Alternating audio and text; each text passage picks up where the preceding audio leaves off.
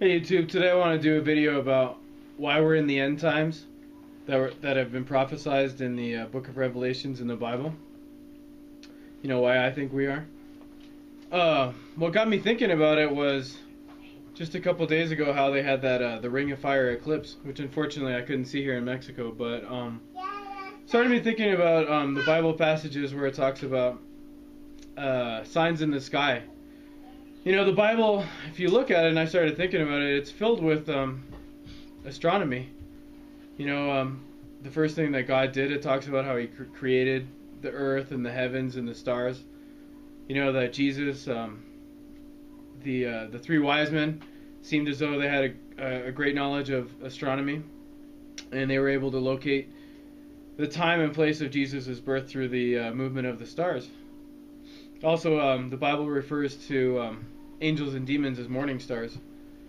And yeah, there's other things too. Joseph, the way that that his story went, and with his brothers, it refers to stars, and there's quite a few other things too.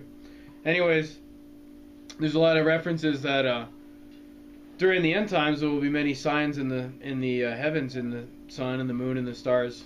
So, look, we had the Ring of Fire eclipse a couple days ago. A couple of weeks ago we had the supermoon, and I read, and it says that on June the 4th there's going to be a lunar eclipse. On June the 5th Venus will transit the face of the sun. I mean, it's kind of scary, right? A lot of things all at once, signs in the heavens. You know, that's one thing. Another thing, the economic crisis. The Bible says that basically that we're going to have hyperinflation. You know, it's guaranteed to me that we're going to have hyperinflation, because it says that a handful of wheat will be worth a day's wages, right? Okay, Greece. Look at what happened in 2008. Lehman Brothers collapsed, and it was literally to the point where if they didn't pass a bailout, they were going to declare martial law in the United States and throughout the world, I guess. You know, the whole entire world financial system would have collapsed. So, and that was just from, Lehman Brothers, Bear Stearns, some major banks that went down. What's going to happen when an entire country goes down? And I know, granted, it's not the largest economy in the world, but it's still very large, all its banks. And that will just be the start, It's going to affect Spain, Italy, Ireland, Portugal will be next. And then who knows after that? Probably, Albania, Romania, the weaker eastern countries. And it's going to come across the ocean. We're in a interconnected global economy where we all owe each other money. Every country is totally dependent on each other through trade and banking. And I think this is the start of this is it. I mean, they're going to have to print tons and tons of money in order to try and stabilize the system. And bread is going to cost $20 a loaf. I mean, it's pretty guaranteed, to me anyways, in my mind. What else? Wars and rumors of wars. Look at how many wars there are going on in the world today. And the big one everybody's been talking about for a long time, Israel is going to attack Iran. And they're saying it's very likely that they're going to do it before the elections. That's kind of like their window of opportunity. Who knows? I mean, they've been saying it for a long time, but it's getting to be to crunch time for Israel. They don't have that much time left in order to get that over with. And once they do that, then the way I see it, then there's going to be a big confederation of Arab nations. A lot of them that are involved in the Arab Spring and that are going more radical are going to join together and attack Israel with Russia. And that's basically going to start World War III, and it's going to be a nuclear war. And there's a good chance that I think that a lot of major American cities are going to be hit by nuclear weapons at that time. Okay, what else? Earthquakes.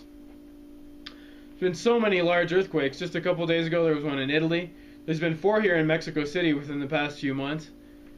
It all started kind of like with that the big tsunami in 2005 in Indonesia, and since then it just seems like the earthquake activity has been escalating.